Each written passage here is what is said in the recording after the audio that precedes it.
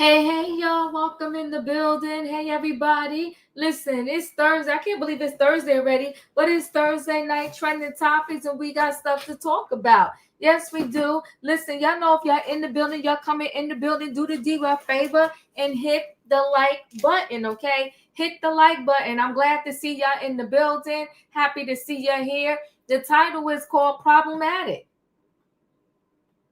The title is called Problematic. And the reason why the title is called Problematic is because every single one of these stories, I'm sorry, guys, all of these stories are problematic. So we got Salt and Peppa. They had one Spinderella, and then as soon as their first album came out, that Spinderella did not work for them. So they immediately got a different one. But the original Spinderella still did the work for their first piece of, work that they put out. So now they're being inducted into the Rock and Roll Hall of Fame, and she wants to know where her invite is. Because she says, technically, I'm a part of that history too. And she said they stole her name. So we're going to talk about it. And you know what she said? That Salt, her real name is Cheryl. I forgot her last name right now, but her first name is Cheryl. She says she the evil one in the group. Whatever Cheryl says goes. She said her and Peppa got along, but that darn Cheryl, she says she's a piece of work. So we're going to talk about it. And then, it's always horrific when you have a religious leader gone rogue, stealing from the congregation, stealing from the people, stealing from the public, being accused of the unthinkable. People going off about Diddy, and Diddy allegedly running a human or a S trafficking ring. In the meantime, for real, they're saying this David Taylor, that's his name, right? Let me make sure I'm doing this right here. They said for real he was running a whole human trafficking situation. Had the people working, not paying them, not feeding them, making them work insane hours, making them call for donations. And they had quotas. And if you didn't get the amount of money that he wanted, he punished you. All for his own gratification. Had mansions, houses, cars.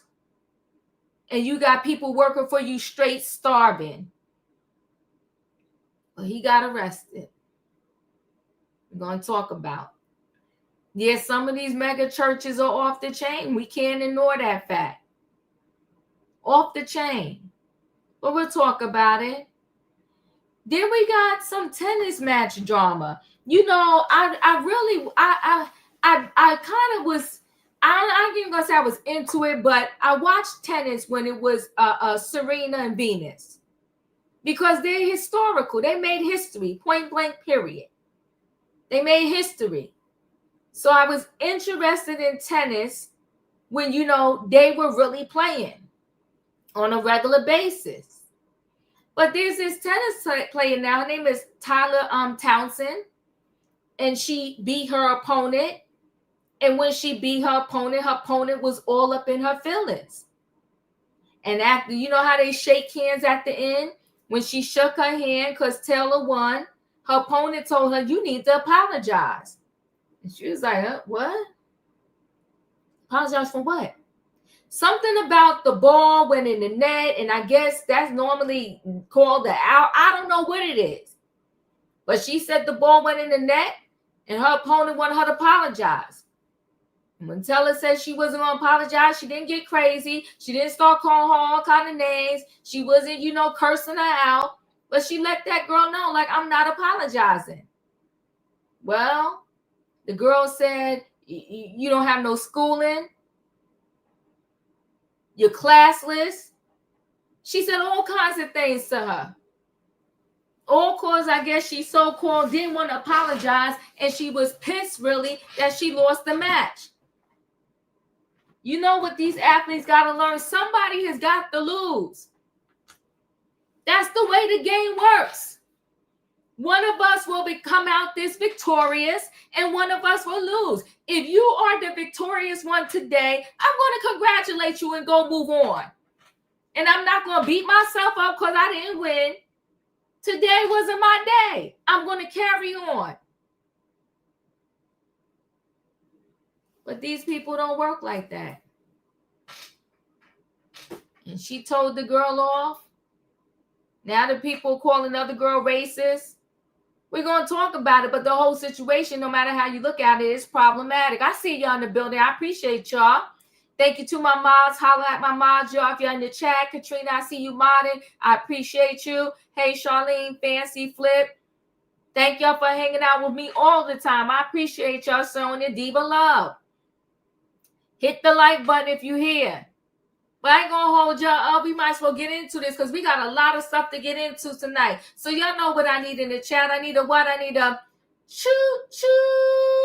Hold aboard, everybody. It is Thursday night trending topics, and we got stuff to talk about. The title is called Problematic. We got Salt versus Spinderella from the rap group when I was growing up, Salt and Peppa. Anybody know about Salt and Peppa? Put in the chat if you have, a Salt and Peppa song. Okay, push it. What a man. Come on now, Salt and Peppa. We got this church leader going roll, and we got the tennis match. Let me bring the people on in the building. Hey, Wayne. Hey, Julius. Hey, Katrina. Hey, y'all. Hit the like button. Hit the like button, people. It's your thing. Hey, come on, Charlie. Hey, Wayne. Yes, I love that song. And you know what? Speaking of that, they sampled a lot. It's Your Thing is a sample. Come on now. So anyway, you know what? Where should I start? I'll start with the easy story, Salt and Peppa. So let me go ahead and share screen. Let's get into this Salt and Peppa screen.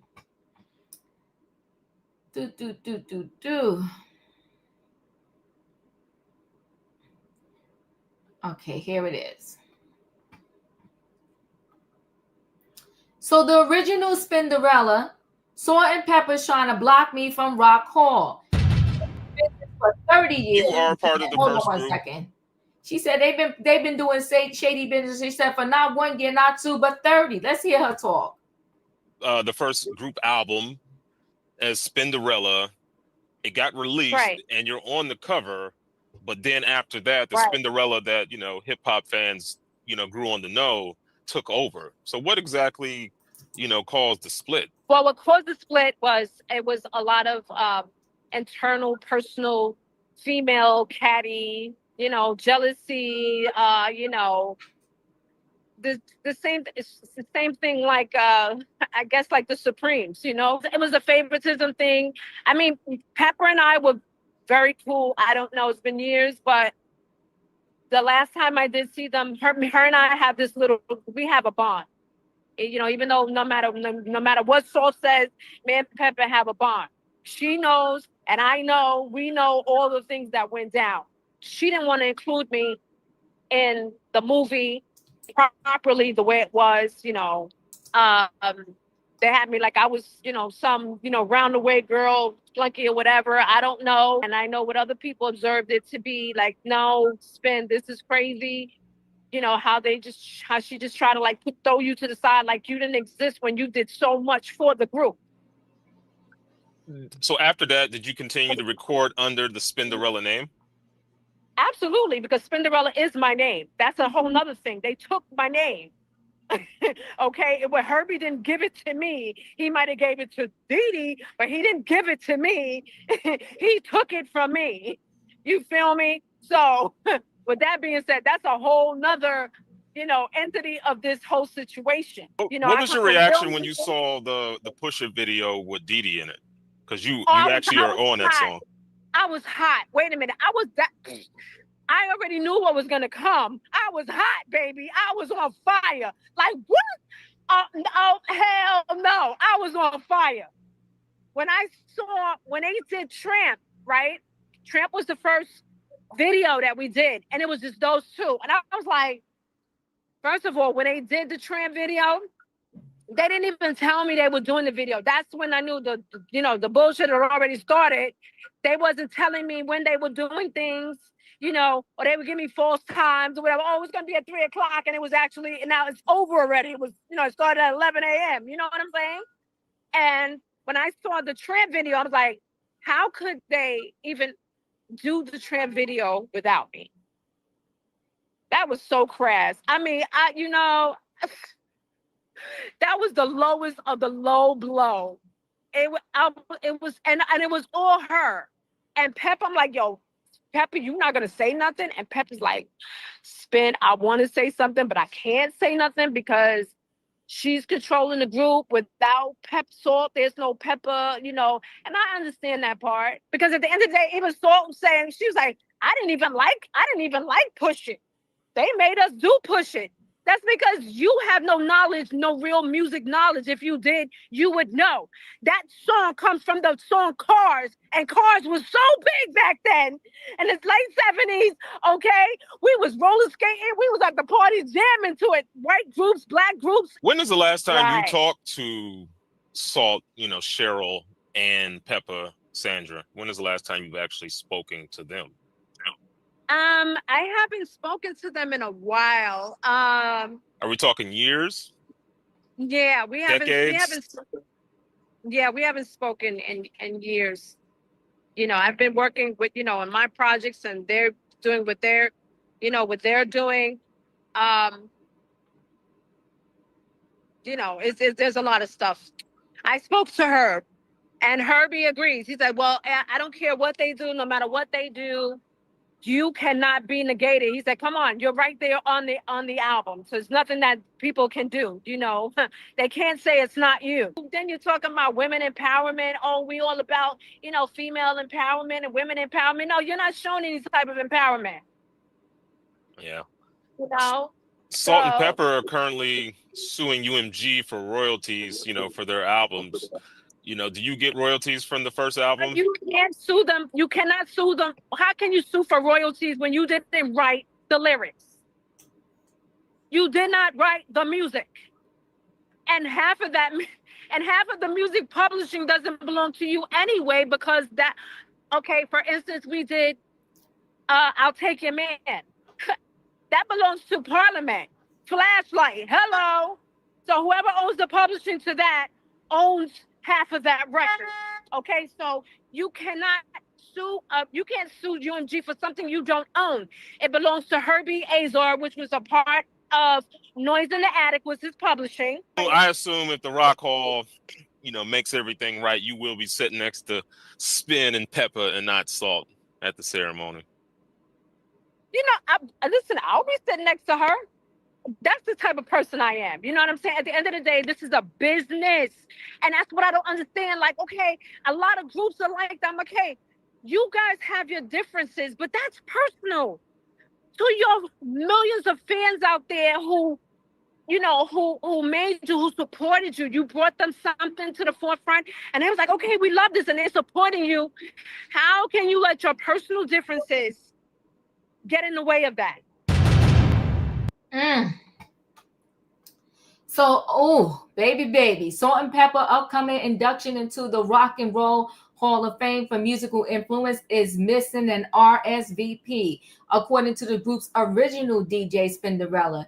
TMZ Hip Hop spoke to Latoya Hanson, who was a founding member of Salt and Pepper, all the way up into the release of the trio's 1980. Hold on one second, guys.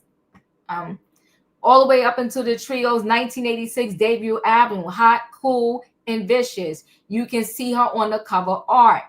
Latoya tells us no one from Salt and Pepper contacted her about the ceremony going down. Not surprising on her part, because she says it's the type of sneakiness from Cheryl Salt James that got her booted from the group. Latoya claims Salt, not Pepper, not Deidre Roper, was the evil genius who hated on her shine back in the day. OG Spinderella was on hand for the recording of their early singles, Push It and Tramp. But she says she was hot. She was hot when the videos dropped and then was MIA. She also has issues with how she's depicted in the group's 2021 Lifetime biopic, a feature film that the replacement Spinderella also voiced her frustrations about. Salt and Pepper are currently fighting their own battles with a lawsuit against Universal Music Group for unpaid royalties. LaToya says that's rich coming from Salt. LaToya notes that the group's famed producer Herbie Lovebug Azar and his publishing company own the rights, lyrics, and music, not Salt and Pepper. LaToya also claims Salt lacked the vision and musical expertise to realize Push It was a hit straight out the gate. The track made Salt and Pepper the first female group to go platinum. It's been many years since LaToya says she's spoken to Salt or Pep, but says Herbie assured her everything will be in order for her to present at the festivities. If the Rock Hall didn't know about the behind the scenes pettiness, they do now. No hard feelings, Salt. LaToya says she'll still sit next to you. It's a lot, and it happens a lot in these groups these days. Rain, your thoughts? Yeah, I think she's due, and she should be sitting up there with him. If the music was at the time that she was in it, I think she deserves it. Mm-hmm. You know, I mean, I don't see what the big deal with the. I still don't know what the beef is. They just said that, you know, she said she could see things was changing. You know, invited to, you know, come to rehearsals at this time instead of another time. You know, but Salt and Pepper aren't the ones who say, you know, come to the, you know, the Hall of Fame. So I think once they hear it, and it sounds like they've heard that, and I think she should be on there. And I think they'll have her on there. That's just ridiculous, you know. That's it. Thank you. Julius, your thoughts? When you hear Salt and Pepper, you know Spinderella. Mm-hmm. She needs to be up there because it was a trio. It wasn't a twosome. It was a trio. Mm-hmm. Mm-hmm. And if you know hip hop, and if you know Salt and Pepper, you know Spinderella. That's it. Thank you. Katrina, your thoughts? Yeah, I'm the same way. They owe her. She's older. This is ridiculous. They and I can believe what she's saying too because Salt was over the group Pepper. Pepper was the one that liked to party and whatsoever. So I tried to keep it, you know, in line. But they did Spinderella around. They really did. So I hope she gets some justice into that. But that's all I got to say. Thank you. Felicia, your thoughts? Hey, everybody. Hope everybody's doing great. Listen, you know, Spinderella, my girl, Salt and Pepper, my girls. I love that trio, and I know them, as Julia says, as a trio. So, yeah, she's going to get her invite, and she's going to get her moment. And I think that now that she has verbalized what may or may not be the problem, maybe the three of them can sit down together and come to some place of peace and enjoy this historic moment in their careers. There are just so many classics from those women that, you know, as soon as you hear Salt and Pepper, you can hear the music and the lyrics go off in your head. That is how prominent and impactful their style of music was. And their look, I don't know if you remember, their look was very unique too. They were making inroads into the fashion area as well. So we'll see them there. And we're going to all have a good time celebrating them, I'm sure. Thank you, Diva. Thank you. I will say this. Both Spinderellas, it's ironic that both Spinderellas spoke of having issues with, you know, Salt and Pepper. I'll just throw that out there because even the Spinderella they got after this LaToya, you know, Dee Dee said they were problematic. 48, your thoughts? Yeah, Diva, I was gonna say the same thing. The original Spinderella definitely deserves it. But it's like, what kind of lady was Salt for your written character to be a problem too? Like, damn, what's wrong with this lady? So, yeah, that's sad to me. Um, when you do people wrong, it might not happen right then and there, but you never know the day, the time, or the hour, and how they did that lady, and now they're trying to go back for royalties. Sucks to be you right now, because that lady looked happy and living life and well, you know what I'm saying? So yeah, that's all I got, Diva. No, I agree with you. And listen, at one time, Salt would not even, Peppa was begging her to get the group back together to go on tours because she needed the money. And at the time, Salt was married and her husband was very religious. And Salt lived, at one time, Salt lived in New Jersey. I don't know if she still does, because I saw her in the Turtleback Zoo out there in East Orange, New Jersey, one time when I was taking my son, and this was years ago because he was little. But and she waved, she seemed nice or whatever. But I bring it up to say that when she was married, she would not sing any of the songs really. She wouldn't do the tours, and when she would go, she was very covered up. Because as per whatever her marriage and the decisions they made. But I bring that piece of her life up to say that how do you go in a space of where everything is God, but then you don't seek atonement and forgiveness, and you don't practice kindness to your fellow man? I don't want to get religious on here because I can't even begin to quote your Bible and stuff like that. But I do go to church. But I do know there's something in the Bible that pretty much says that to show you and to show God how God is in you is being good to your neighbor. So if you got the old Spinderella and the new one saying that they got problems with you, then it got to be some type of problems with you. That's just my thought process on it. And for it to be 30 years later, and they can't look back at this girl and say, you know what, can I seek forgiveness, and can we be forgiven? And then both Spinderellas be in the induction of this rock and roll Hall of Fame or whatever the situation is. Bring both the Spinderellas there. It brings me back to, was it the Supremes? How when you saw the movie Dreamgirls, and the first original got kicked out, and then at the end they both was there, like everybody was there, everybody came back together as one.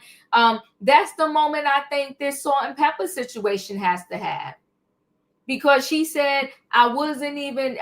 They just iced me out of everything. That's cold-blooded. Go ahead, Felicia. Sorry, Diva, but that was just the movie. Florence never reunited with them other women. That didn't happen in real life. Oh. Okay, that was just for the movie. I know you're very sensitive. I hate to be the one to tell you that.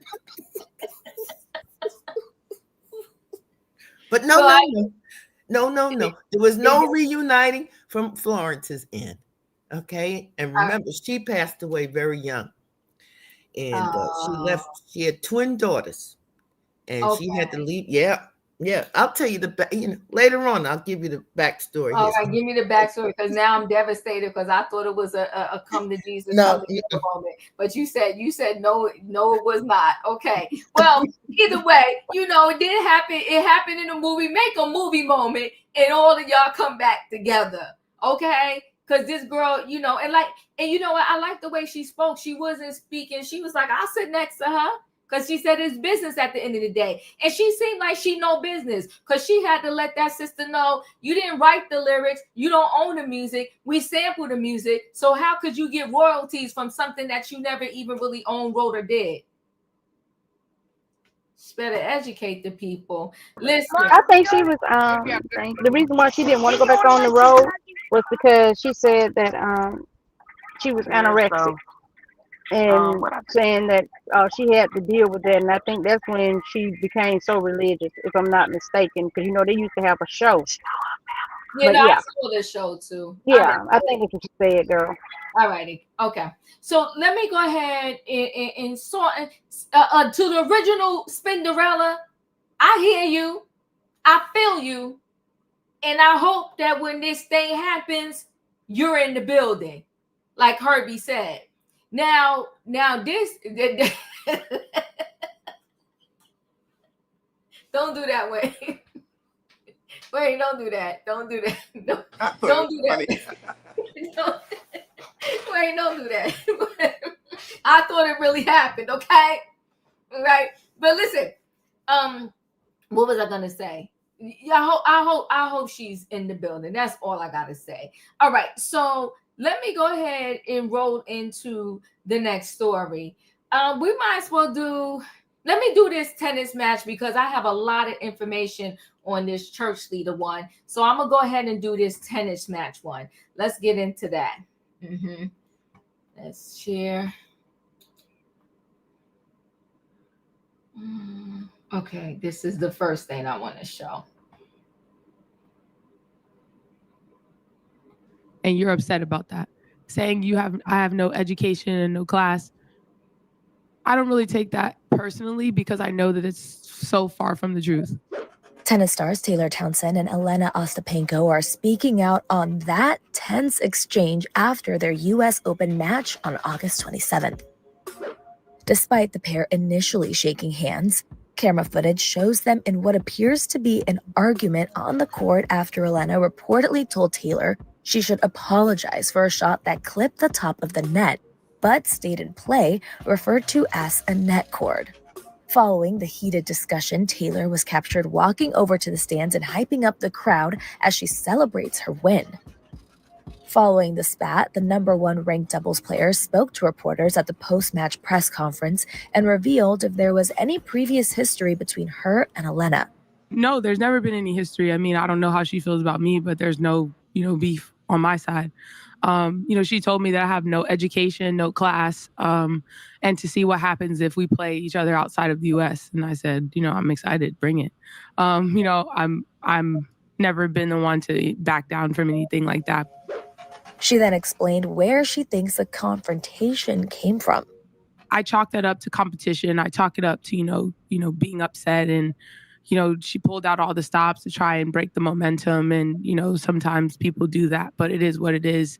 Still is no beef. But again, like you guys saw, I didn't back down because you're not going to insult me, especially after I carried myself a certain type of way with nothing but respect. And if I show respect to you, I expect respect as well. And that's just the fact of the matter. And I think that that's tennis, right? No matter what's going on, it's me versus you. But at the end of the day, we have to respect each other and respect what happens out on the court. It's competition. So, it was unfortunate, but, it's something I could put on my TikTok. During the post-match conference, Taylor claimed Jelena told her she had, quote, no class and no education, and answered a reporter's question about whether she thought there were racial undertones to those comments. So I can't speak on how she felt about it. That's something that you're going to have to ask her. I didn't take it in that way. But also, that has been a stigma in our community of, being non-educated and all the things when it's the furthest thing from the truth. And the thing that I'm the most proud of is that I let my racket talk. Because ultimately, I'm the one here sitting in front of you guys, moving on to the next round, getting the next check, moving on, being able to still be here and speak to you guys. And that's what's the most important. She's packed up and she's gone. I'm here. Following the match, Jelena went on social media to share her side of the story, writing in part that she thought Taylor was, quote, disrespectful for not saying sorry after being helped by a net cord during a point. Quote, there are some rules in tennis which most of the players follow, and it was the first time that this happened to me on tour. If she plays in her homeland, it doesn't mean that she can behave and do whatever she wants. She also addressed accusations that race played a role in her remarks, writing on Instagram, quote, I was never racist in my life and I respect all nations of people in the world. For me, it doesn't matter where you come from. There are some rules in tennis, and unfortunately, when the crowd is with you, you can't use it in a disrespectful way to your opponent.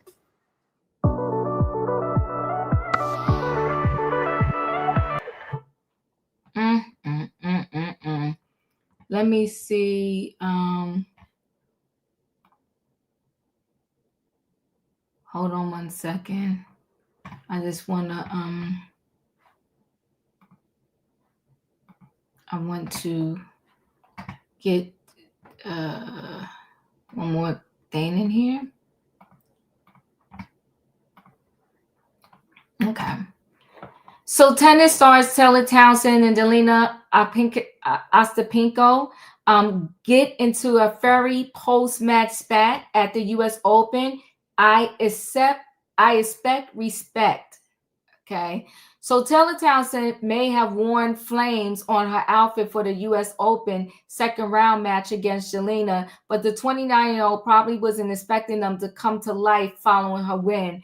After they shook hands following the match on Wednesday, August 27th, which U.S. tennis star Townsend won 7-5, 6-1, the pair appeared to get into a heated argument. According to The Athletic, the fiery exchange of words began after Ostapenko, 28, told Townsend that she should say sorry for a shot that clipped the top of the net but stayed in play, which is known as a net cord. In post-match footage shared by ESPN, Townsend appears to say afterwards, "No, I don't have to say sorry." The intensifying boos from the crowd blocked the sound from the players, but Ostapenko could be seen pointing her finger at Townsend repeatedly afterwards. I can't play this, but y'all should go watch it. It's very interesting, and I can't play it because it's ESPN, and you know how they get, okay? They'll shut me down. So Ostapenko appears visibly confused and shakes her head multiple times as the argument carries on. As the exchange ends, Ostapenko appears to tell Townsend, "You have no education," 3 times. According to BBC Sport, on-court microphones also picked up Townsend telling Ostapenko to take the L. Footage shared on X of the players following the match didn't show Townsend hyping up the crowd as she celebrated her win. Speaking about what happened to her in post-match interview with ESPN, Townsend said that people get upset when they lose. Some people say bad things. Townsend, who ranked number 1 in doubles, then claimed that Ostapenko, who is from Latvia, told her she has no class and I have no education, and to see what happens when we get outside the U.S. So I'm looking forward to it. I mean, I beat her in Canada outside the U.S. I beat her in New York inside the U.S. So let's see what else she has to say, she added. During her post-match press conference, Townsend spoke further about her, expressing that there has never been any history between the two. Townsend says she attributed her attitude to competition as she was playing really well before the tables turned. "I chalk it up to being upset. And she pulled out all the stops to try and break the momentum. Sometimes people do that, but it is what it is," she said, noting that she did not expect an apology from her statement on her Instagram stories. "There's no beef, but again, like you guys saw, I didn't back down because you're not going to insult me, especially after I carry myself a certain type of way. Nothing but respect," Townsend continued. "If I show respect to you, I expect respect as well. That's just the fact of the matter." She addressed the situation. The other player addressed the situation in a lengthy post where she said that Townsend was very disrespectful for not saying sorry after she had a net ball in a very deciding moment in the match. Her answer was that she doesn't have to say sorry at all. She added, "There are some rules of tennis which most of the players follow, and it was first time ever this happened to me on tour. If she plays in her homeland, it doesn't mean that she can behave and do whatever she wants." She also complained about Townsend warming up before the matchup at the net instead of back at the baseline, as all players are supposed to, calling Townsend's actions very disrespectful and against the rules of tennis. According to the Associated Press, Townsend has started with volleying for years. Townsend also addressed her complaints during a press conference, expressing, "This isn't the first, second, third, fourth time I played Jelena. So if she's complaining about how I warm up, that's fine. Everyone knows this is something that I do. You can go back in time that I played my first ever pro tennis match. And I've been doing that since even junior, she said. It wasn't anything targeted towards her to try to take her off of her game or her rhythm. You know, I was just doing my thing. Yeah, I'm not reading that girl, all that girl text. When Townsend was asked if she believed that Jelena comment had a racial undertone, she said she couldn't speak for her intentions. Ostapenko, however, addressed it in a follow-up post on her Instagram stories. Wow, how many messages I received that I'm a racist. I was never racist in my life, and I respect all nations of people in the world. For me, it doesn't matter where you come from. There are some rules in tennis, and unfortunately, when the crowd is with you, you can't use it in a disrespectful way to your opponent, she wrote. Unfortunately for me, coming from such a small country, I don't have the huge support and a chance to play in homeland. I always love to play in the U.S. and the U.S. Open, but this is the first time someone is approaching the match this disrespectful way, her message continued.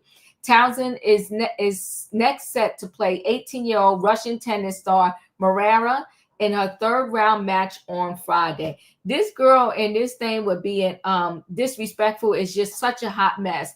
Wayne, your thoughts? Well, I hope this is the last interview they do so they can get on with the business of tennis. However, Taylor handled herself, I think, professionally. She got everything out that needed to be said without saying this girl was a racist. She said, well, this is just competition, you know, and the girl was just a sore loser. She was the winner. The girl was a sore loser, and it spoke for itself. So hopefully this will be the last interview so they can move on with tennis. Because I could see more interviews and blowing this up more than what it is. That's it. Thank you. I appreciate you. Julius, your thoughts? I'm going to say this. Taylor Townsend knew how to handle her. Because I'm going to be honest. Us folks of color, we're used to that vitriolic, I know I just botched the word. I'm sorry, y'all. But we're used to that put down. We're used to hearing it. And she said with a great smile, because I was able to read a transcript, she said, learn how to take a L. And she said, that's something that you have to speak to her on. I'm sitting right here. I let my racket do the talking. And my racket spoke. And she said it right off the rip. She's like, I know what y'all want to get into. Let's get into it. Let's do it. She controlled the narrative. She was not the stereotypical, oh, look at this. What they wanted her to be is the stereotype angry black woman. That's what they wanted her to be. And the thing about it is, she knew that. And she didn't give in to the frenzy. She didn't give in to the expectation of, okay, here I am being provoked. Let me pop off. You know, I'm not going to do that. She chose to put her in her place simply. And certain communities can't handle that, especially when they're not receiving the reaction that they desire. That's it. That's all. Thank you. Katrina, your thoughts?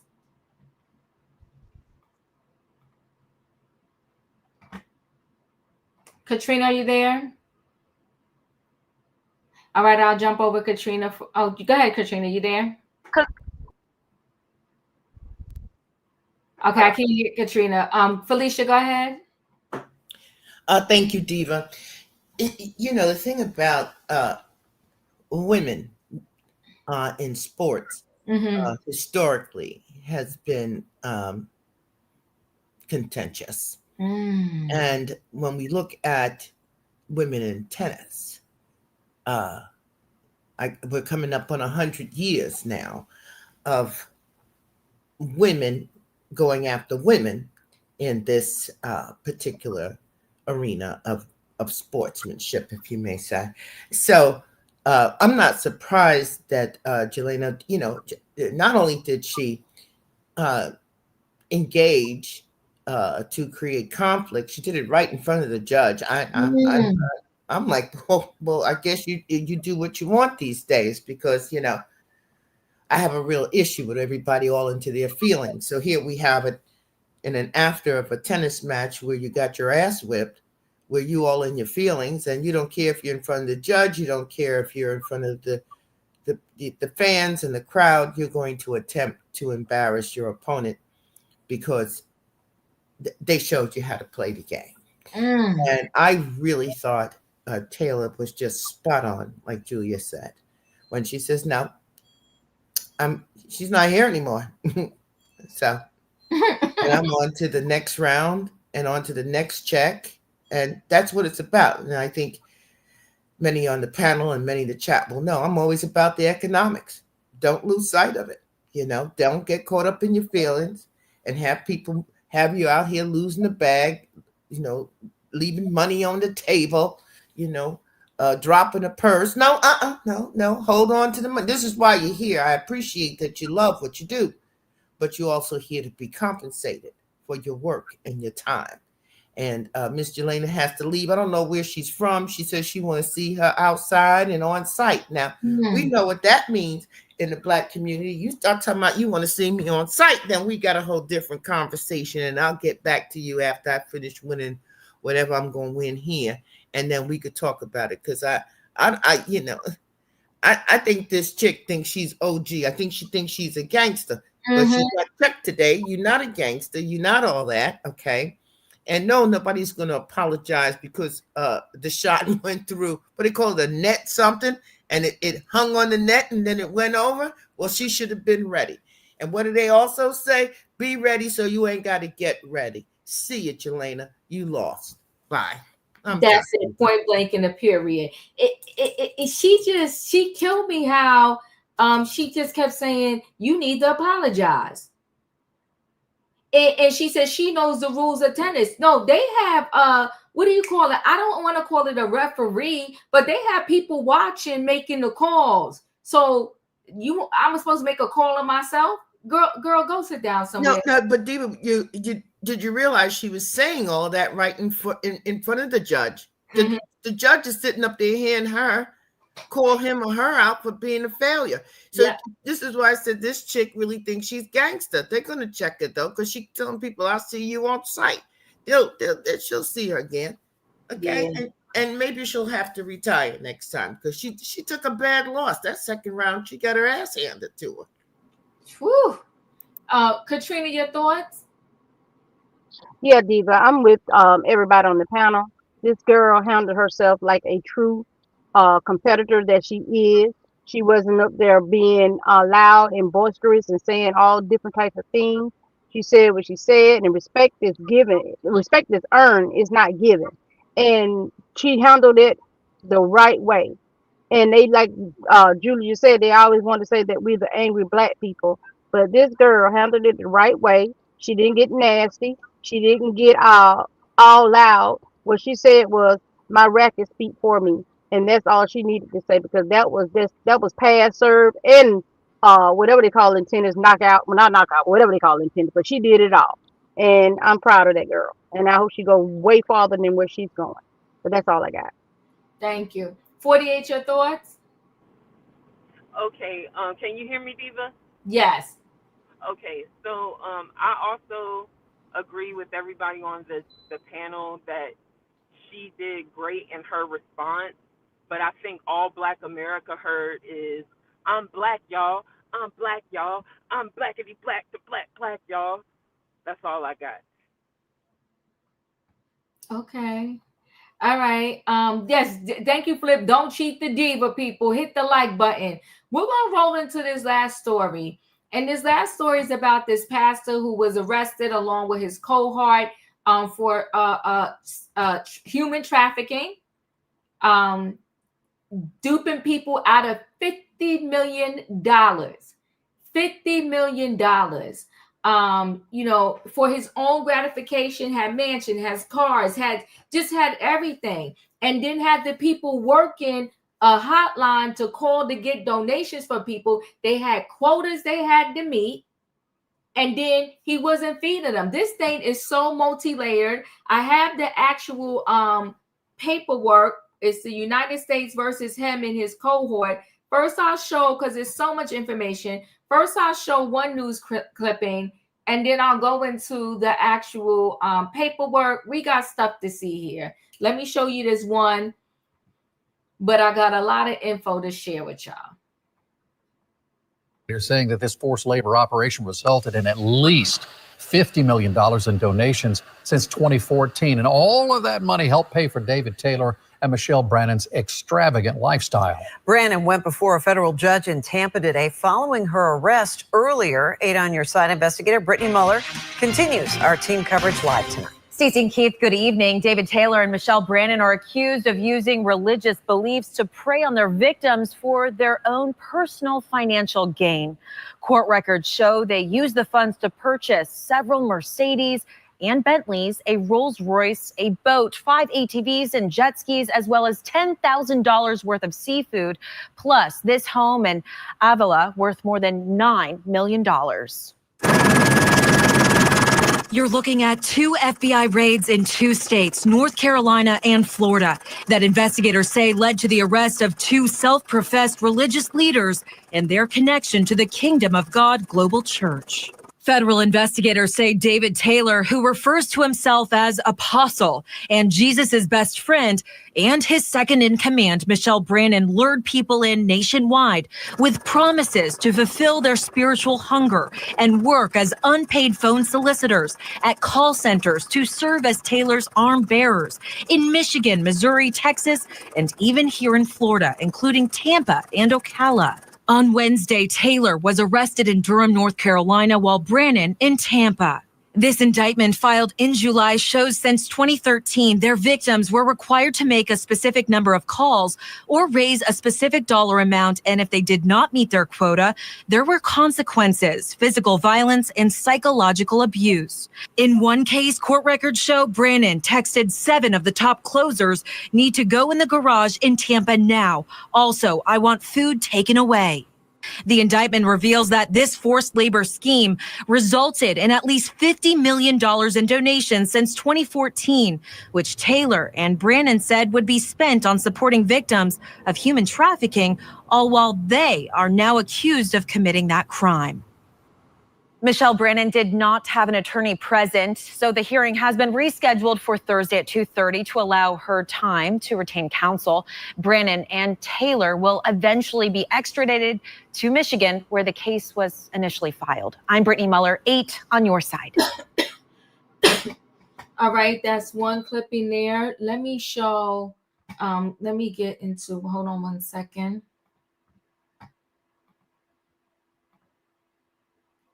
I think this is what I want to show. So let's get into this indictment real quick, and then I'll go back to some other stuff. So it's the United States of America versus David Taylor and Michelle Brannan. Those 2 are the defendants. The violations are conspiracy to commit forced labor, and money laundering conspiracy. The grand jury charges at all times relevant to this indictment. This is the name of the business they had. Kingdom of God Global Church, formerly known as Joshua Media Ministries International, JMMI, is an organization led by David E. Taylor. Michelle Brannan is the executive director, and Brannan assists Taylor in managing, the company and carry out Taylor's orders. Taylor calls himself an apostle and Jesus' best friend. He claims he had multiple face-to-face encounters with God and that God has given him the keys to the kingdom on earth.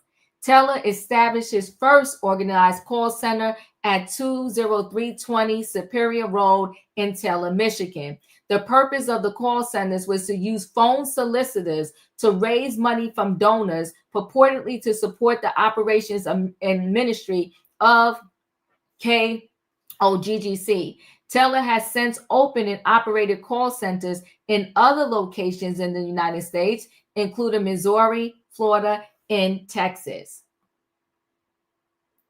Taylor recruits individuals from across the country to work as phone solicitors at his call centers.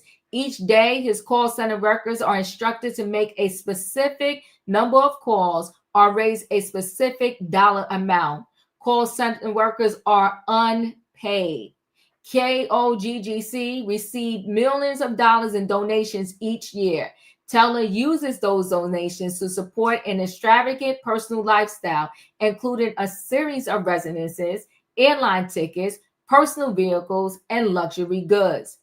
KOGGC has received approximately $50 million in donations since 2014. Teller also recruits individuals to work as his armor bearers. Armor bearers works as Teller's personal servants by fulfilling Teller's demands. Teller has demanded that his armor bearers provide food for him, transport him, maintain his houses and cars, transport women from ministry houses, airports, and other locations to Teller's location, and ensure the woman transported to Teller take Plan B emergency contraceptives. Armor bearers, like call center workers, are unpaid. If a call center worker or armor bearer does not fulfill Teller's goals or disobeys an order, that individual is punished. Punishment includes humiliation, sleep deprivation, forced repentance, additional work, food restrictions, physical assaults, and threats of divine judgment in the form of sickness, accidents, deaths, and eternal damnation. Teller regularly claims that if an individual fails to obey his orders and commands, they are defying God and will suffer in hell. The general allegations are included in this count. The conspiracy on or about April 2013 and continuing through and on about July 2025. In the Eastern District of Michigan and elsewhere, the defendants David Taylor and Michelle Brannon and others known and unknown to the grand jury did knowingly conspire and agree with each other to provide and obtain the labor and services of one or more persons by any means of and by any combination of the following means: by means of force, threats of force, physical restraint, and threats of physical restraint to that person and another person, by means of serious harm and threats of serious harm to that person and another person, by means of abuse and threatened abuse of law and legal process, and by means of any scheme, plan, and pattern intended to cause the person to believe that if the person did not perform such labor and services, that person and another person would suffer serious harm and physical restraint in violation, and they give the rule. The object of the conspiracy, the object of the conspiracy was for the defendants and others known and unknown to the grand jury to obtain the uncompensated labor and services of at least one victim in the Eastern District of Michigan and elsewhere. The manner and means of the conspiracy: the defendants controlled particularly every aspect of the daily living of the call center workers and armor bearers, hereafter referred to collectively as victims.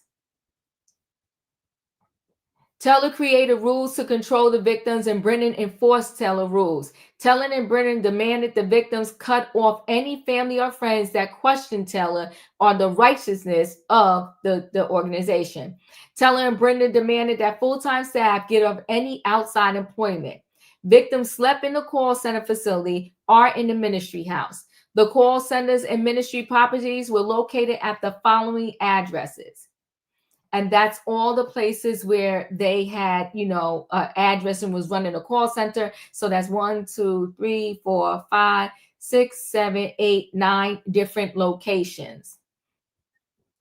Teller and Brennan prohibited dating within the organization and exercised strict control over the victims' personal lives. Teller and Brennan demanded that victims apply for a government-funded electronic benefits transfer, EBT card, claiming to be homeless, and give the card to Teller or Brennan or to the staff members who reported to Teller and Brennan. Teller and Brennan used the EBT government funds to purchase food for all the staff. The government money obtained and spent by Teller and Brennan included funds from Supplemental Nutrition Assistance Program, SNAP, formerly known as the Food Stamp Program, which is a federal program that provides nutrition benefits to low-income individuals and families to help them purchase food. Teller established working groups within the organization, such as Facebook team, a finance team, a call center team, and a music team. However, almost all victims were expected to participate in the call center in some capacity to assist in bringing in monetary donations. Teller used a Facebook team which sends mass messaging to encourage people to call the call center. To encourage donations, Teller and Brenda instructed the victims to falsely state that the donated funds would be spent on charitable works, such as providing water wells for impoverished communities overseas or supporting victims of human trafficking. Teller set unattainable monetary, daily, weekly, monthly, and yearly donation goals for his victims. Teller and Brendan regularly punished the victims who did not meet the required monetary donation quota for the day. Teller and Brendan required the victims to work long hours without pay in the call centers or perform other services for Teller. Teller required victims to follow the orders he created and communicated. If victims disobeyed the order, Teller and Brendan punished the victim. The defendants regularly conducted meetings with large groups of members to rebuke and publicly humiliate the victims who disobeyed. Rebuking of a victim included yelling and humiliation, sometimes requiring the victim to get on their knees in an attitude of repentance. Physical assaults and threats of further physical violence. Rebuking ranged from several minutes to several hours. Punishments included additional work, food restrictions, shelter restrictions, psychological abuse, sleep deprivation, physical assault, and threats of spiritual damnation. Teller and Brenda frequently communicated orders and punishments via text messages. The text messages received by victims included the following messages. On or about October 6, 2020 at 5:31 a.m., Brendan sent a text message to several members of the media team, including V3, stating, "Media team, no going to sleep until the Mosaic video is done." On or about May 5th, 2021 at 12:26 a.m., Teller texts DG, his current armor bearer, tasked with communicating his orders to the staff, whose identity is known to the grand jury. You have to raise $164K today. Each hour you fall behind, consequences will start. We will mess with your food. You will fast from the regular food or abstain for a while normally. As of now, there's a 21-day peanut butter and jelly regimen like before. Those who do not push in their calls individually and as a team with the right amount of people and closing numbers at 6 p.m., they don't eat dinner at all. If they do good afterward this time, then at the end of the night, they may get a snack before bed, but not much. And this regimen will go on every day for 21 days until they obey. Take away the food. There will be other consequences. We must make them fast and pray. On or about September 11th, 2021 at 3:55 a.m., Teller text, victim DG, those in the top 9 that don't do well will stay up and close and stay on top of the delinquents. Put the pressure of them not having their time off, nor food, they will fast. On or about September 19, 2021 at 9:10 p.m., Teller text the group, victim DG, Michelle, and top 9 closers. How is it in 5 hours you have only raised $6K? This is a marathon. You are not taking this serious enough. This has to stop. Nobody gets lunch or dinner. Y'all are going to press for another 5 hours. Make sure no one eats until these numbers change. If they don't change in the next 5 hours, y'all going to work until 4 a.m. Now stand up and tell everyone they're not eating. Have they eaten? I hope not. Also, that over the next 5 hours, if they don't make up for this, they are going to go to bed tonight until 4 a.m. On or about September 19, 2021 at 10:21 p.m., Teller text to the group, victim DG, Michelle and Kay, make them all stand and tell them if the punishment of 4 a.m. don't work, I'm going to make it worse and worse. They're going to get their beds out of my house and sleep in the garage. Everyone piled in there. This ruthless boot camp is going to get worse and worse until they do what we're telling them. There will only be soup, bread, and water for all the degenerates every day. Nothing else. On or about September 21, 2021, 3:52 a.m., teletext, victim GG, let everyone know we have to raise at least $50K by 12 midnight. If this happens, the top 9 and those who do well can rest, but others who didn't will stay up until 4 a.m. and study notes, and they will wake up at 8 a.m. to 9 a.m. If they don't do good for the first 5 to 9 hours, 2 p.m., they will not get lunch, and for dinner, they will only have soup and salad and water. September 28th, teletext, victim DG, pour water on everyone's faces that's half awake and sleeping and not working. Wake them up now. Wait. My next level of judgment tomorrow is that it won't be to just 4 a.m. It will be every hour you waste in a day will be added on past 4 a.m. Tell them all to stand up now and throw water on their faces, especially the people not doing anything or helping bring in the money. You tell them I don't care about them getting sick. October 27th, I can't be kind to you letting you start later and sleep in. I can't be kind with none of you. If this doesn't change in the next 2, I lost my little spot.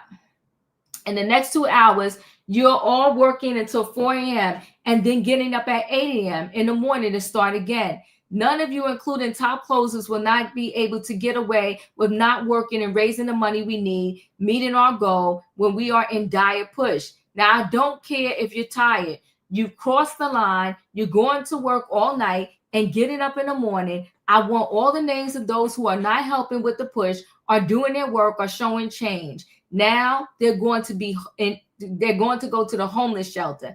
Teller and Brendan use a group chat text called Military Boot Camp 5 Teller to communicate with victims, including V2 in the group chat. Teller and Brendan sent the following messages, among others. March 10th, Teller text to the group, including V2, you are not going to bed tonight until you raise this $33K. Let's go. March 15th, Teller text the group, including V2, point blank, if you don't work, you can't eat. April 24th, 2022, Teller text to the group, including V2, repent now, and all of you get on your knees now and repent. Now, you have pushed God and I too far. I'm done. Everyone go into the Tampa garage. Tonight, this will never stop until you change completely. March 12th, Teller text to the group, including V2, warning to the whole staff. It's too expensive for us to provide for the amount of people who don't learn to close. So I'm only buying enough for a few at this point who have applied the training and who have learned to close. If you don't work effectively and learn closing like we told you, you won't eat. May 26th, 11:35 a.m. Teller text to the group, including V2. Warning from Apostle Michelle. Deal out consequences to all the closers that are not bringing in their amount. Garage in Tampa and take away food now. I want those in Osella who's supposed to be doing their work but are not punished out in the garage and their food taken away. May 27th, text the group. Judgment. The numbers are bad. 7 of the top closers need to go in the garage in Tampa now. Or I want food taken away. Michelle, deal out consequences to all closers. They're not bringing in their amount. Garage in the Tampa and take away food now. The 31st, text the group. You're getting up at 8 a.m. also. I want cold water thrown on those who drag and won't get up. A big bucket of water. Michelle, enforce this. October 19th, Brandon text, group including V2 from Apostle Warning. Tent and garage judgment starting tonight for 7 days. If after 7 to 14 days there's no change, it's the public shelter for 1 solid month. October 20th, Brandon text to the group. Warning from Apostle, top 6, your low numbers each day. It has to stop now. You will be punished constantly until you obey and train your heart and mind. Obey the training. Teller frequently conducted lengthy meetings in addition to victims required to work in the call center and other teams that resulted in victims not being able to sleep at night. During these meetings, which often lasted approximately 2 to 6 hours, Teller demanded that victims raise more money, admonished victims for not meeting his monetary goals, explained the power God gave him, rebuked victims for disobedience, and cursed those who stopped working for him or spoke negatively about him. Due to the amount of work required in lengthy meetings, victims often operated in a state of sleep deprivation. The defendants required the victims to request permission to leave their housing or call centers and control their access to transportation. The defendants rarely permitted victims to see outside medical attention. The defendants often denied victims medical attention altogether. In some instances, the defendants physically abused victims when Teller was displeased with the actions or behavior of the victims. Teller and Brendan told victims that if they leave, they will be met with divine judgment in the form of physical harm and eternal damnation. Teller and Brendan instilled in the victims a fear of noncompliance and a fear of leaving Teller's organization.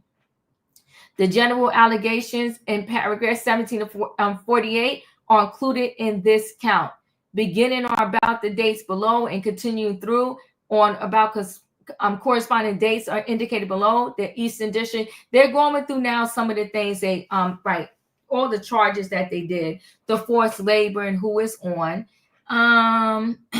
It's against both of them. Wait, I want to get to, here's some stuff that they bought. Mercedes-Benz for $63,000. A down $70,000 down payment on a Bentley. Crown Line boat, $105,000. Bentley Continental, a down payment, $15,000. Another Bentley, a $50,000 down payment. A Benz, $14,000. Another Benz, $13,000. Another Benz, $12,000. 5 ATVs, $31,000. Jet skis, $24,000. Some more jet skis. Okay, 125 pounds because they bought a lot of seafood. That was $10,000. A Rolls Royce, the lease signing payment, $123,000. Bulletproof Automotive, 33, 33, 37, and 18. So that's just some of the things that they spent the money on. And the rest, they just telling us like all the counts that they have against them. I have some other videos to show, but I want to go around really quickly first. Wayne, your thoughts. I heard about this clown several years ago, and I thought they had enough to charge him. So I thought he was totally out the picture.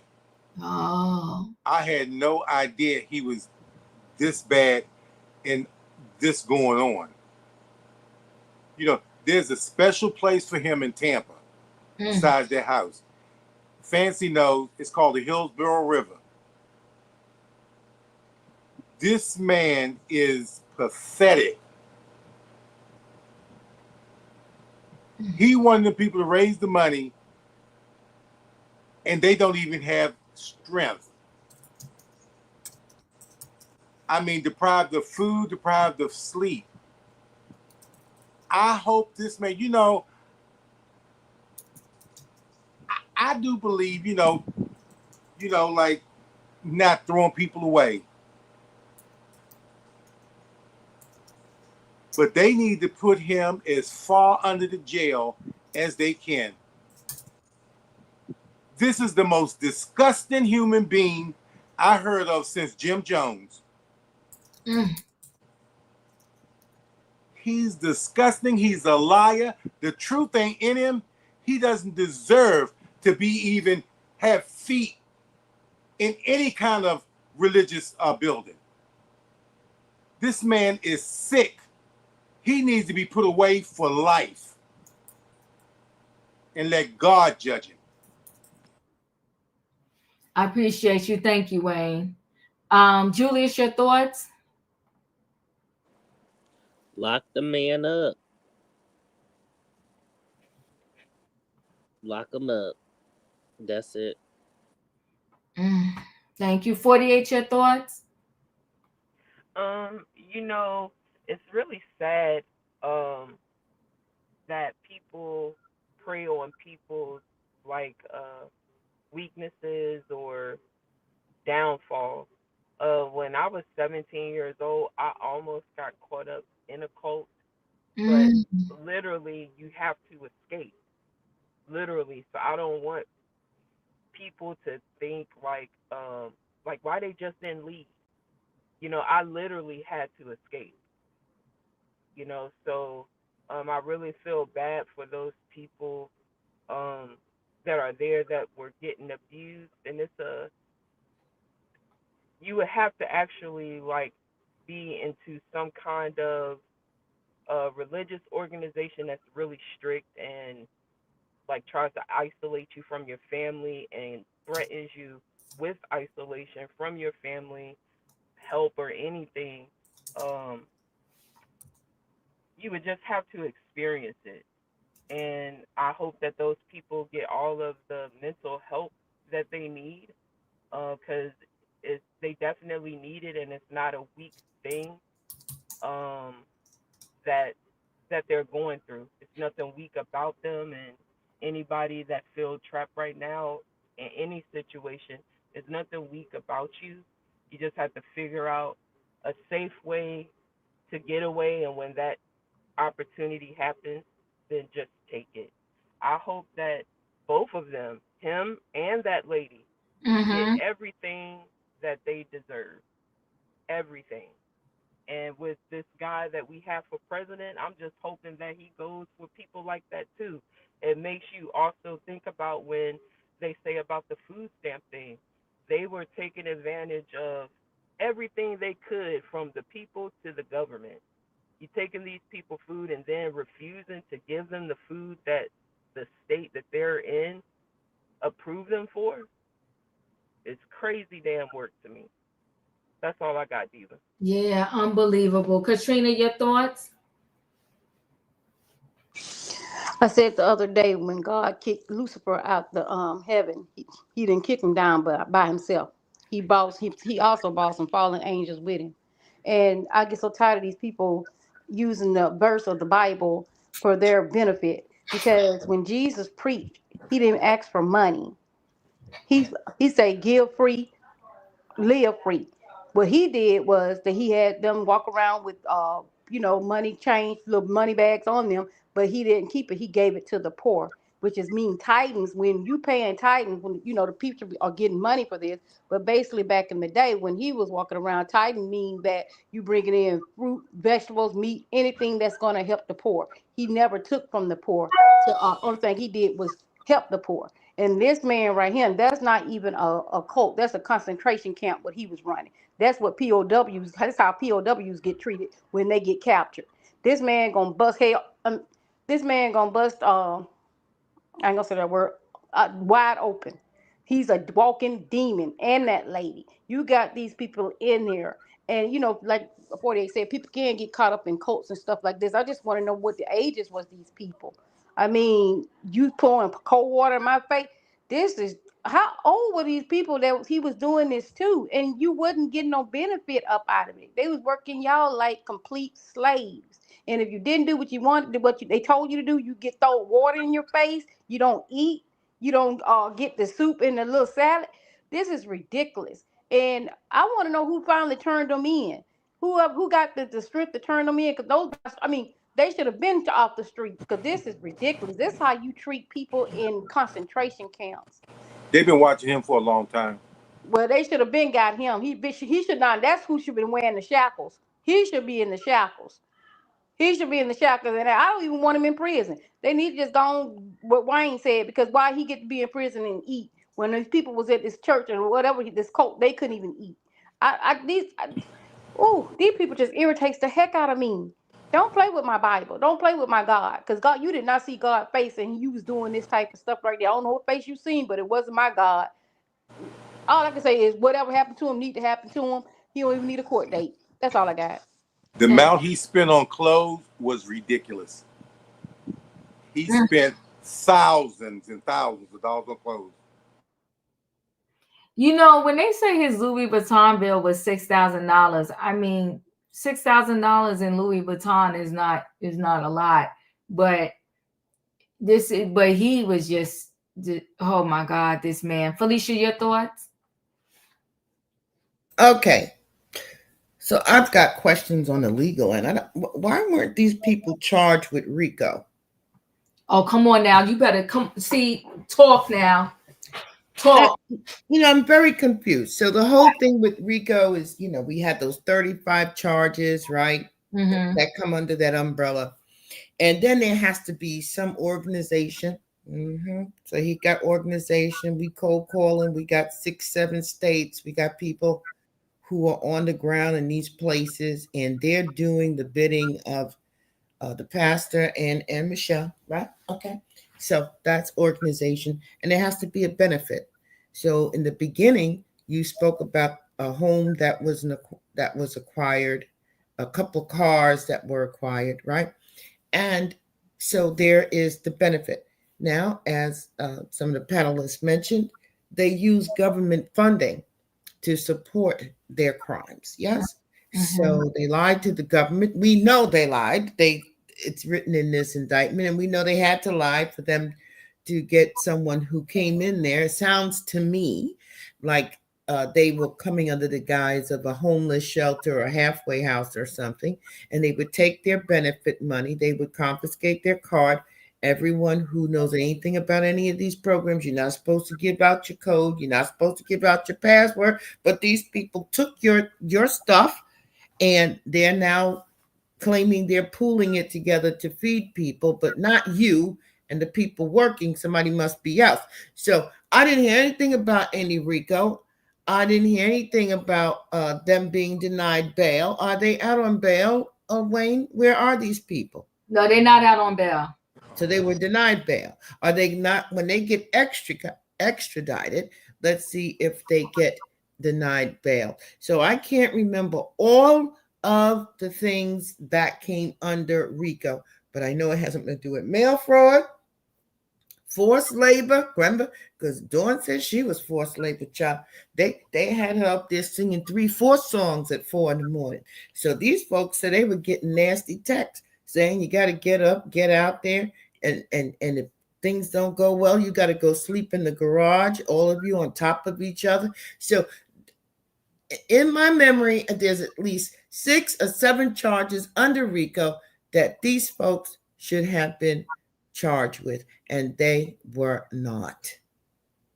So we know that when you're charged with RICO, that means that the government is now going to seize all of your assets. Have these assets been seized? Have their bank accounts been shut down? Michelle showed up at court without a lawyer. This is how upside down this criminal penal system of ours is. She don't even come with a lawyer, and they say it's okay. You can get a couple of days.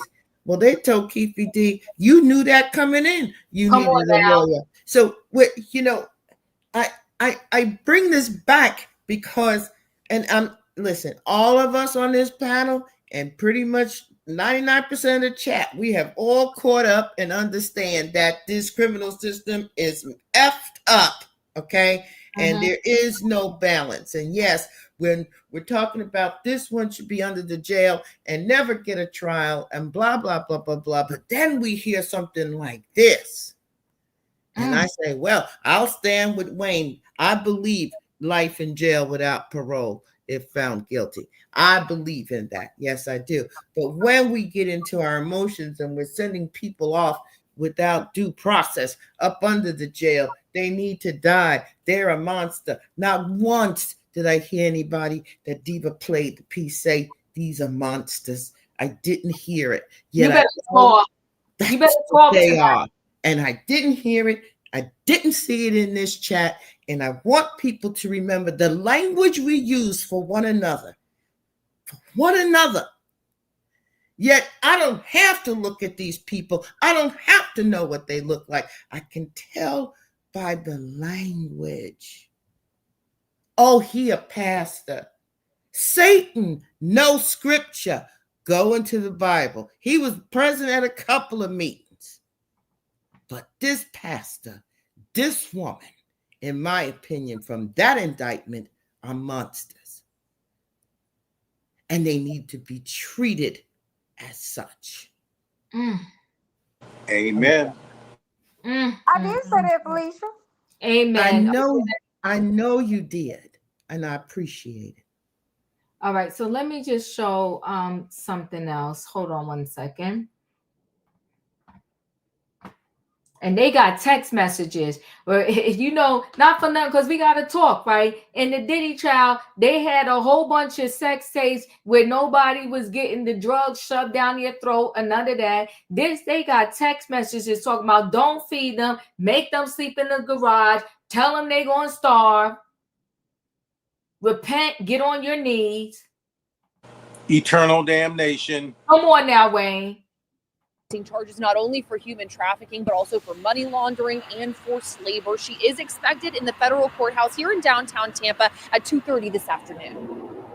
Video from a neighbor shows FBI agents and the SWAT team at a home in Tampa's Avila community. We were quite surprised what was going on this morning. Sheila Malden doesn't know what to make of the scene that unfolded in her gated community Wednesday morning. Animal control is in there. There's, I've never seen so many police cars in my life coming in on a house, and tanks and FBI and everything's in there. The FBI raided the multi-million-dollar house and arrested Michelle Brannon. Leaders with the U.S. Department of Justice say she and David Taylor were leaders of a group they called the Kingdom of God Global Church. According to this 23-page indictment filed in July, the pair used a forced labor operation to collect $50 million in donations since 2014 to fund their lifestyle, including the Tampa house. These are some of the things that are very specifically talked about that we see in some of these fringe, highly controlling sort of cult-like groups. Licensed mental health counselor Thomas Hanna says religion is a common avenue used to assert control. In this case, court records say victims were required to make a specific number of calls or raise a specific dollar amount. And if they didn't meet the quota, there were consequences, physical violence and psychological abuse. That is done because that builds trust. People that align with that religious belief now recognize these people as part of that in-group, and trust is a lot easier to build. As the multi-state investigation continues, Malden and other neighbors in Tampa are left wondering how the case against Brannon and Taylor could play out. So Brannon, again, expected here at the federal courthouse in downtown Tampa around 2:30 this afternoon. Eventually, she and Taylor will be extradited back to Michigan, where this case was originally filed. Let me show just one more thing here. Felicia, you're right. And they just said those are RICO charges. Michelle Brannon both had separate court hearings this morning, even as additional raids unfolded on properties in Missouri, Texas, and Michigan. Fox 13's Kylie Jones continues our team coverage on this one tonight. She's at the federal courthouse in Tampa, where Brannon made her court appearance this morning. Kylie, what'd you learn? Allie, at this point, it's still not clear how David Taylor and Michelle Brannon know each other or originally met, but the two are now facing a 10-count federal indictment out of Michigan, where one of their several properties was. And a national human trafficking advocate and expert calls an indictment like this remarkable. From Tampa Bay to Michigan, Missouri, and Texas, this alleged forced labor organization was operating under the guise of a church in neighborhoods around the country. On Wednesday, FBI agents raided buildings and homes in cities across the country that were hiding behind the name of Kingdom of God Global Church, formerly known as Joshua Media Ministries, Inc. In God's kingdom, where it's the best ground on earth, you should be excited. Anytime there's that door open, the window of heaven is open, you should be running to pay an offering and a tithe. That's Michelle Brannon, the number 2 to the alleged ringleader David Taylor, who, according to a 23-page indictment, called himself apostle and Jesus' best friend. That indictment says the alleged forced labor, physical and psychological abuse, and conspiracy went on for more than a decade. It all looks legal on its face. Right? There's nothing illegal about a call center, and there's certainly nothing illegal about a church. And so these things look totally fine at the surface level. Court documents list 9 locations from Florida to Missouri to Michigan and Texas that served as call centers or ministry sites. FBI agents were seen raiding properties in Michigan, Houston, Texas, and North Carolina on Wednesday. Taylor was arrested in North Carolina. Brannon was arrested in Hillsborough County.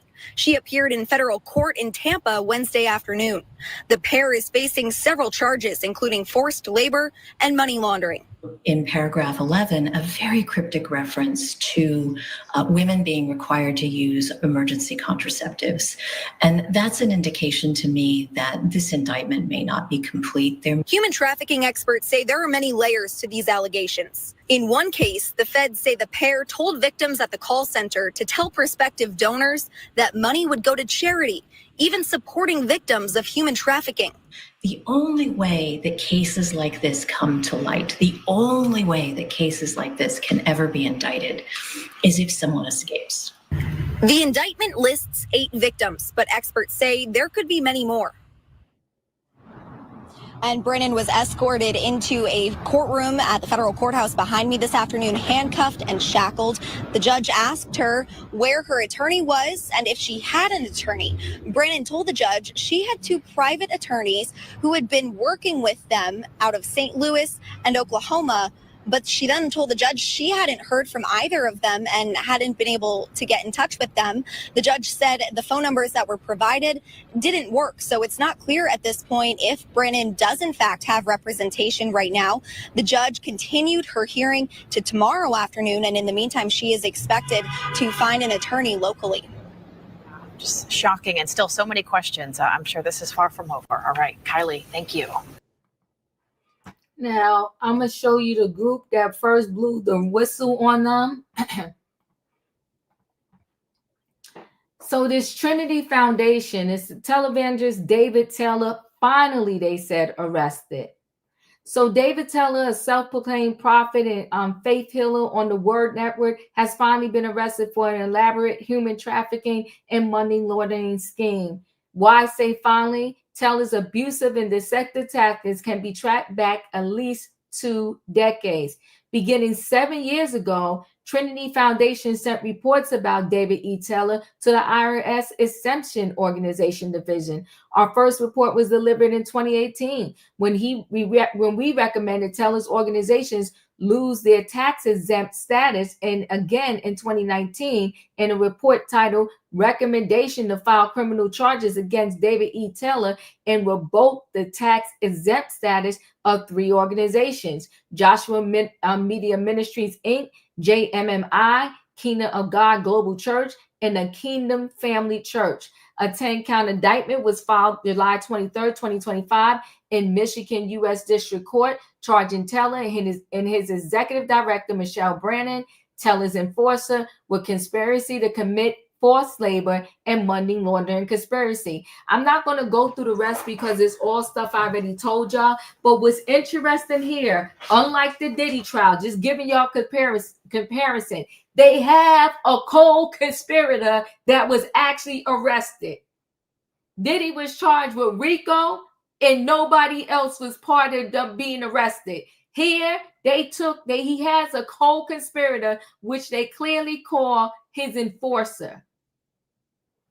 And this was a coordinated investigation by FBI and the Criminal Investigative Division of the IRS, which included raids in Detroit, Houston, Tampa, as well as coordinated efforts in St. Louis and Charlotte. SWAT teams were dispatched to the church's $28,000 square foot portioners, includes a guest house in Tampa, and to Taylor's JMMI headquarters in Houston, which was formerly a 67-room hotel. Listen, this thing is bananas. It's insane. When I heard this and read this, I couldn't believe it. But we're going to stay connected to this story. But as Felicia stated, I'm glad you pointed it out. No one in the articles were saying, nobody, there's not 1,000 news stories about this. Nobody's calling him and that chick monsters that need to go away and be put away for life. Now, what's going to be interesting is if they offer them a bail and if they post it. I'm gonna stay connected to this. Diva, I find it very interesting. They told her, well, come back tomorrow and let us know if you found somebody. That part. Because the numbers you gave us wasn't working. Right, because we actually dialed them. Okay. Shame on us in this country. Okay. Shame on us. Shame. A darn shame. I appreciate y'all. Y'all know the routine. If you ain't hit that like button on the way in, do me a favor. Hit it on the way out. Good night and goodbye, everybody. Choo choo.